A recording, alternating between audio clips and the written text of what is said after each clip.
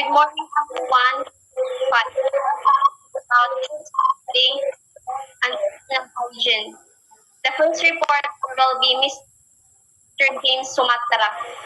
Food safety. Food safety refers to handling, preparing, and storing food in a way to best reduce the risk of individuals becoming sick from foodborne illnesses. When we say food safety, amin yan pagkapot, pag-andam, ng pagkipit pagkaon para maging maligtas at mga tao tika nga sakit. Food safety is a global concern that covers a variety of different areas of everyday life. Ang food safety naman, sa nga international nga inumduman nga may iba't ibang nga topics nga magagamit naton adlaw-adlaw. Personal hygiene.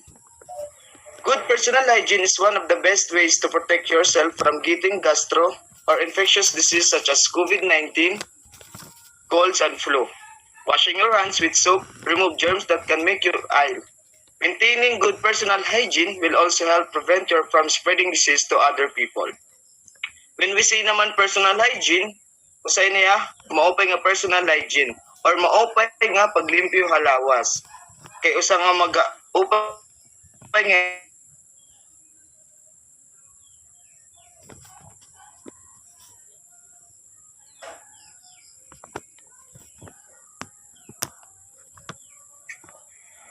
COVID-19 yan nga pandemic, di ba? Malak sila yung makatapon.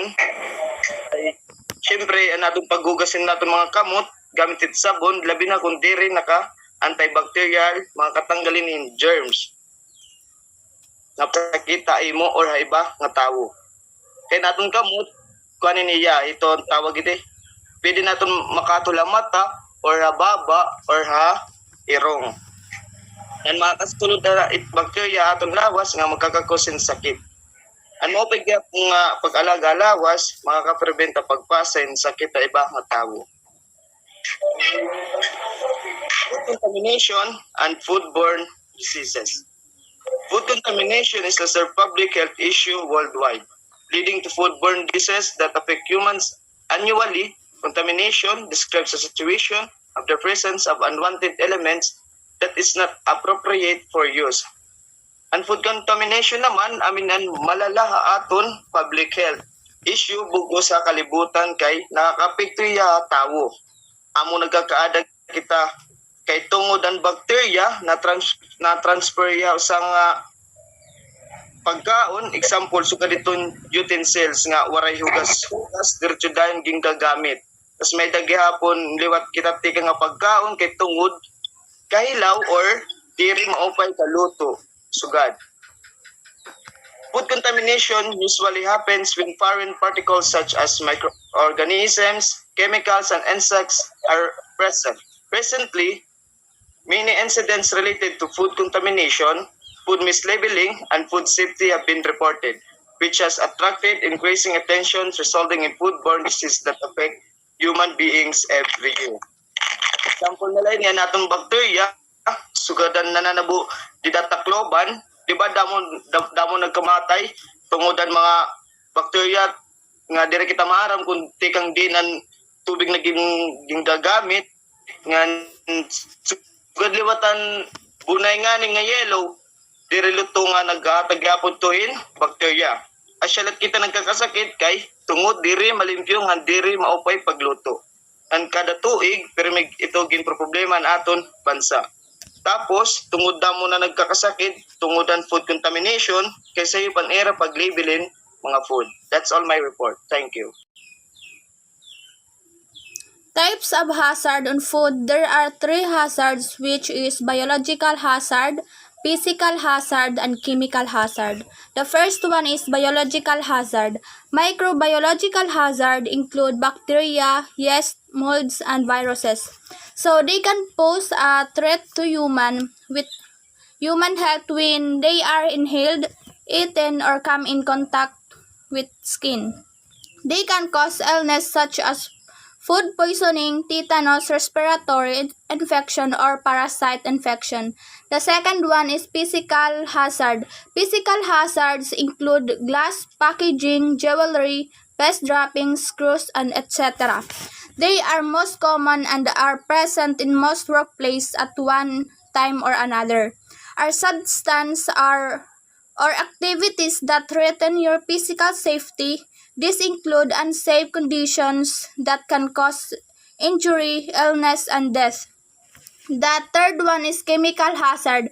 Chemical hazards include water, food contact materials, cleaning agents, pest control substances,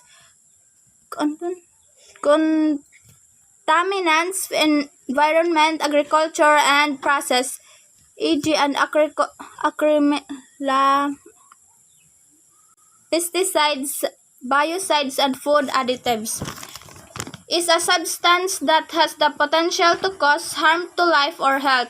They include toxins, dangerous chemicals, residue of excess chemicals used in processing food products. Next slide. The first one is bacteria. Required to food to survive. For this reason, moist protein-rich foods are good potential sources of bacteria growth. The second one is acid. Bacteria do not grow in acidic environments. This is why acidic foods like lemon juice and vinegar do not support the growth of bacteria and can be used as preservatives. The third one is temperature. Most bacteria will grow rapidly between 4 degrees Celsius and 60 degrees Celsius or 40 degrees Fahrenheit and 140 degrees Fahrenheit. This is referred to as the danger zone. The fourth one is time. Bacteria require time to multiply when small numbers of bacteria are present. The risk is usually low, but extended time with the right condition will allow the bacteria to multiply and increase the risk of contamination. The fifth one is oxygen. First is aerobic bacteria require oxygen to grow. Second is anaerobic bacteria will only grow in oxygen-free environments. The last one is moisture. Bacteria need moisture to survive and will grow rapidly in moist foods. This is why dry and salted foods are at lower risk of being hazardous. So preventions of contaminations and disease. So when preparing food, number one, you have to wash hands and surface often. Harmful bacteria can spread throughout the kitchens and get onto cutting boards, utensils, and countertops. So bago ka kumaputhan mga kuan and mga like utensils, kailangan mo anay manhunaw kay bahin kasi may aning kamot may bacteria tapos kumapot ka tungapuan tapos nakad to nang ahaw yan kuan tapos nakaon mo liwat. So asya kailangan na naikiyaman unaw.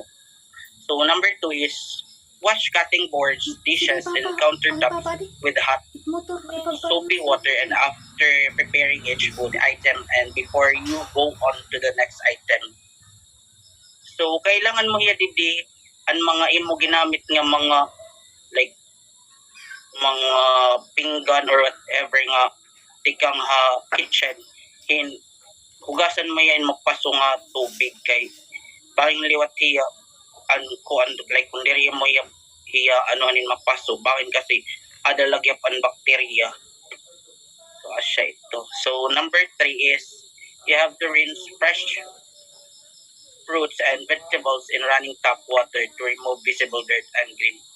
So didi kailangan mo hiyahin tawag in kailangan mo tawag pag kailangan mo igbabad anay ang mga prutas nga ang gulay kun ibahan kasi ang may da mga like ulod or whatever nga mga chemicals. So bago mo iya kaunon kailangan mo iya anay hugasan. So next. So we have a food safety practices. So there have 4 steps of food safety. So first is clean, second is separate, third is cook, and the last one is chill. So did they have first steps kailangan mo anayhin manghunaw tim kamot bago ka magkapotin like mga pagkaon or any kind of mga kuan ba yung tawagin pang mga gamit sa kitchen. So, second one is don't cross-contaminate. Kumbaga, ito nga, kailangan, like for example, ini para la karne, dapat karne la ito niya, tapos adik ka ng mga panakot. So, ini dapat panakot la, diriya pwede sunuran in karne, tapos imo iya halo-halukon. So, dapat kailangan yan nakaseparate one by one.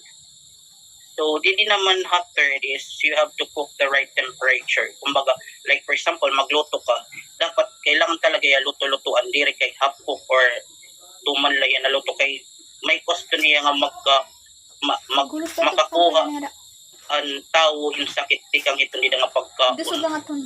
May magkaulog. Siya ito. So, number 4 is refrigerate promptly. Amin niya ang sinesering nga. For example, gusto mo utanghin kuan iba ito nga pagkaon salad dapat ato niya freezer diri kay dapat ito niya nga tanan ato freezer diri ton pwede so kung karon nilagyan dapat ato lagyan kaya kuan ang butangan ng karne as siya iton. So next, Sanitary practices of the equipment. Wash removable parts of equipment with suitable detergent and hot water after each use. So, di ba, kung man natong gamitin usang equipment, hugasan tayo ningan, puputan tayo hot water after use. After washing, wipe equipment completely dry before replacing. Tapos, kung man nato hugasan, dilimpian tayo ningan, check that all pieces are in working order. So,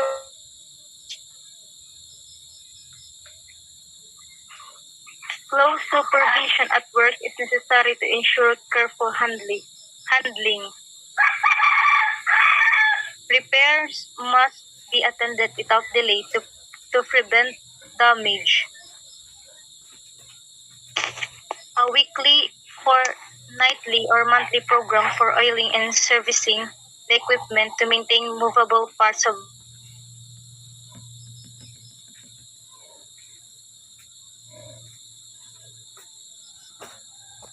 keep all equipments clean.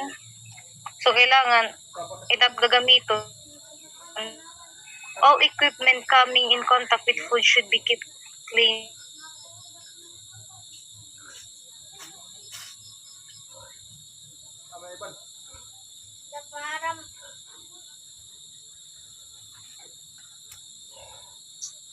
Foods. Use specific clean and sanitize equipment, utensil, workspace after preparing each food. So, man, kailangan natin i-sanitize it mga equipments, utensil nga atong gingamit, use in your operation. So, chemical hazards, substance that cause harm to life or health.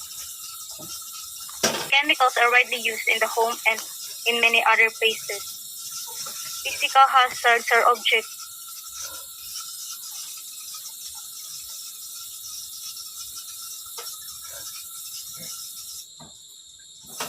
of contamination. Ensuring that all foods are covered in storage will help prevent physical contamination from occurring. So physical hazard are factors that or condition within the environment that can harm your health. In foods to condition pathogens, especially use extreme caution when you bring these foods into your kitchen. Contamination happen when something that can cause illness, pathogen or chemicals is accidentally put into a food were not previously found. So, or otherwise, di mo naman hugasan nila with detergents and sanitize them with bleach that you use. Second is, use separate storage para hit mga raw meat and other row, and para luwat with mga ready-to-eat foods. Kailangan mo ito always try to eat food separate shelves and above the food. Kailangan talaga ada high salt it dry foods and kailangan ubos ni watit mga wet foods. Next one is to prepare ready-to-eat foods at hindi natin niluluto. And yung mga raw foods naman, nadamoy bacteria. So, bacteria sila magkakahalo. And next one is, after handling raw foods, always wash your hands properly before doing anything else. So, of course, kitabangin may mahabilin his bacteria, mga katuhid foods.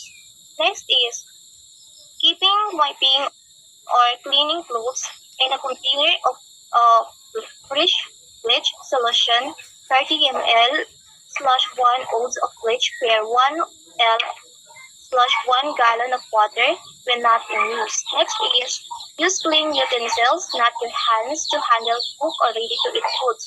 Siyempre, bangin mo gawit imong kamot, so kailangan mo gumamit ng mga clean utensils. Steps to avoid contamination and use extreme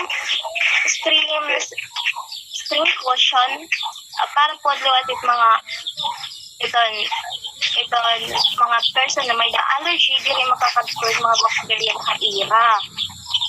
Next slide, please. Food handler grooming and hygiene. There are 6 personal hygiene of food handlers. First is hat, mask, work jacket, work trousers, gloves, aprons, safety shoes. Next slide. So, in order to avoid risk, food handlers have to be careful with. Kailangan dapat careful kahit imo own health. Kasi bawal talaga ito may sakit na sumulod sa trabaho. Like, labi na ito mga luto-luto, kay bangin makakahawak ang atit mga tangos, diba?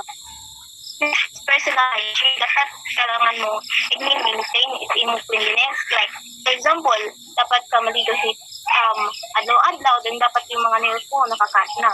And next is workwear. Kailangan na kasi pare ka.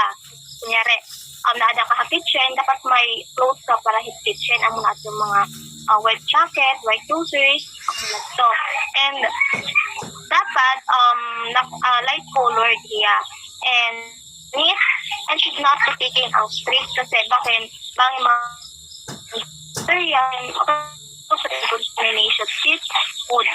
Next is the cap or hairnet para hit mga buhok to avoid hair fall. Next is not allowed to wear personal items like ito mga earrings niyo or mga relo. Kailangan Butang lanay din na.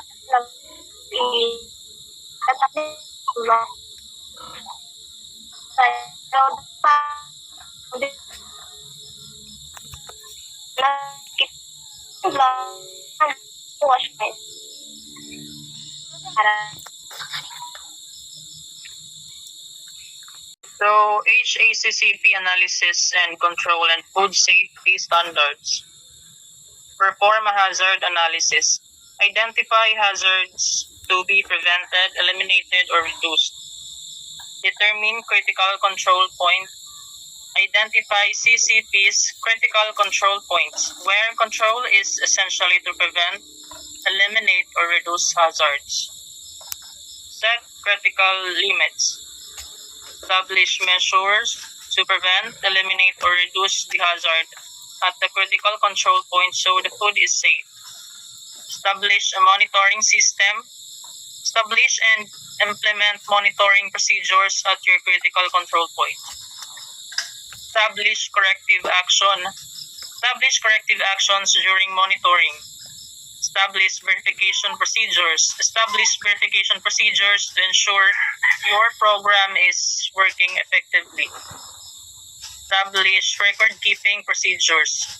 Document your work for ensuring food safety. Next slide.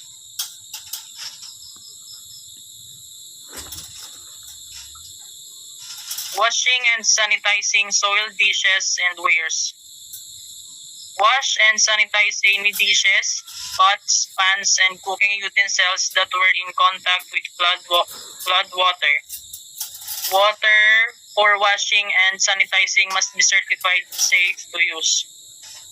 So, naton mga pinanggamit nga mga pans, pots, and other cooking utensils dapat hugason na sanitize ani naton hiya kay para maging mahamis gihapon it aton paggamit nga waray mga contamination nga makuan ngadto mga bacteria.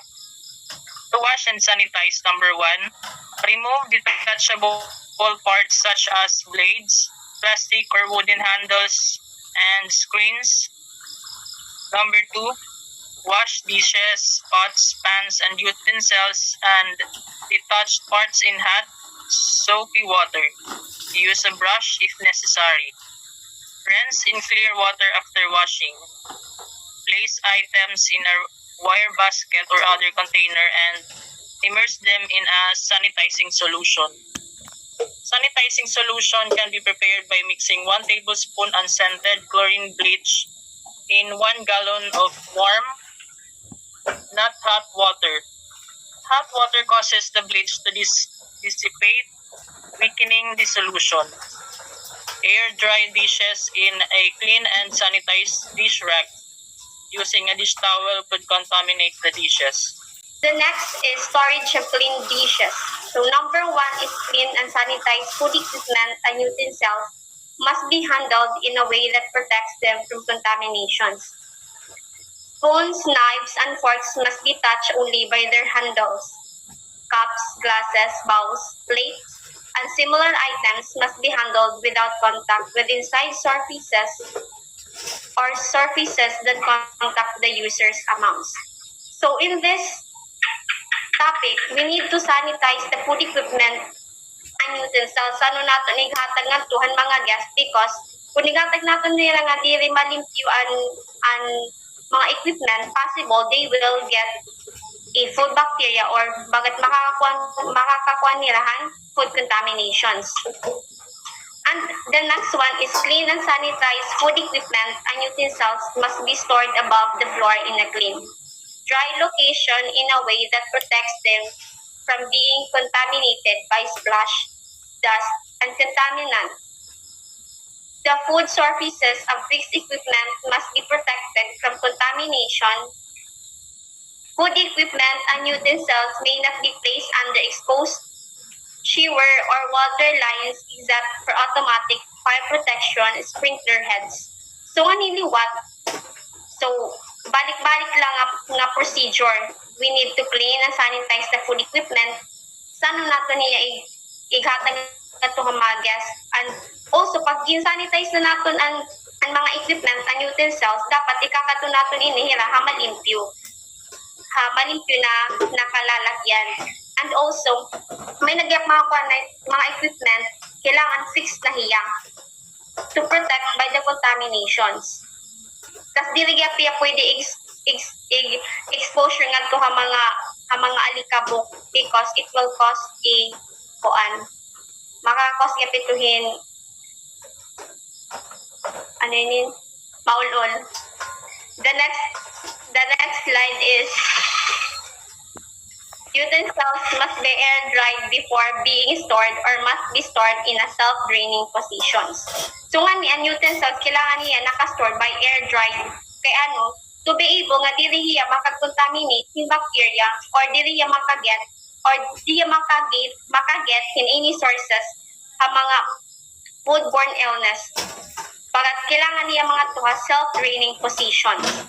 The next is single-service articles must be stored above the floor in closed cartons or containers which protect them from contamination and must not be placed under exposed shower or water lines except for automatic fire protection sprinkler heads.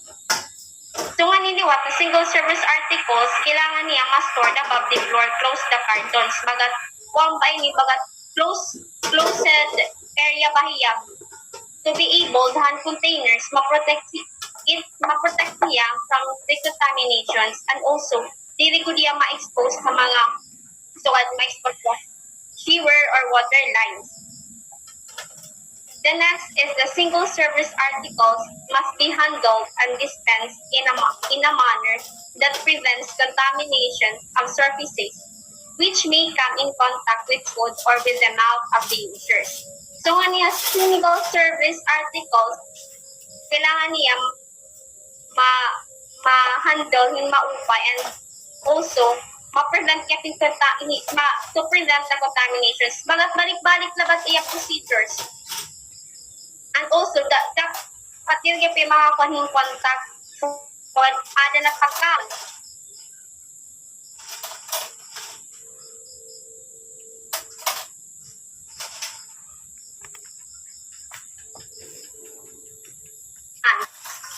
What if nagkaputiyahin mga possible na gamit nga tika nga mga ano ni or sinilala naton may mga dust. So kailangan saan ka mag-touch ito nga food dapat clean. Tas usagyakan kuan your saliva. Pag nasugad when we talk, syempre dili man nato danay maiwasan nga ating gingkakaon na talbo in an accident way la. So kailangan kita ito pag ada na ito dito, pag ada na ito daakon, we need to be bagat careful kita hit aton actions or movements. The last one is food equipment, utensils, or single-service articles may not be stored in toilet rooms or interways. So ini nga, last, it is very important for the storage of clean dishes. Kaya ano, ngarit aton food equipment, utensils, tapos sa single service, kailangan niya may not be stored in toilet rooms or interways. For example, mga utensils, syempre, everyday natin, o mga daily uses natin ito niya. Bagat, maghihimo na lalut ito niya na tao, bagat, uneducated na. For example, kutsara, dili para CR. So, dili dapat di ay kakadto. Dapat naka-proper position na hiya. Tas, for example, dili ba natin makuha, may mga people talaga, di ko lahat, may mga tao pa, inside ko nala for bagat, may da mga kuhan nga, sometimes, kung ginuhubyan na kita, bagat, we tend to bayaan na natin, for example, baso, sa atong atuhakuan, bagat ato bahiya not clean area. So, ang iba ba,